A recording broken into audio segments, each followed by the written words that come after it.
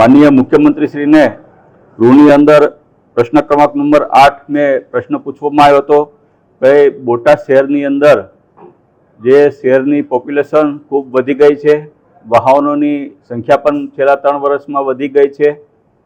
छेल्ला 3 वर्षनी अंदर बोटाद शहेर अने बोटाद जिल्लानो खूब विकास थवाना कारणे आजुबाजुना तालुकाना लोको, आजुबाजुना जिल्लाना लोको बोटादमां रोजगारी कमावा माटे आवी रह्या छे। त्यारे वाहनोनी संख्या वधवाने कारणे ट्राफिकनी खूब मोटी समस्या बोटाद शहेरमां सर्जाणी थी। त्यारे माननीय मुख्यमंत्रीश्रीने मैं एक प्रश्न पूछ्यो तो कि भाई बोटाद शहेर फरते रिंग रोड बनाववानी कामगीरी हाल कया तबक्के पहोंचवामां आवी छे, सर्वे कया तबक्के करवामां आव्यो छे, कुल केटला किलोमीटरनो बोटाद शहेर फरते रिंग रोड बनाववामां आवशे, रोडनी पहोळाई केटला किलोमीटरनी केटली मीटरनी रहेशे, तेना जवाबमां माननीय मंत्रीश्रीए जवाब मने आपवामां आव्यो छे के बोटादमां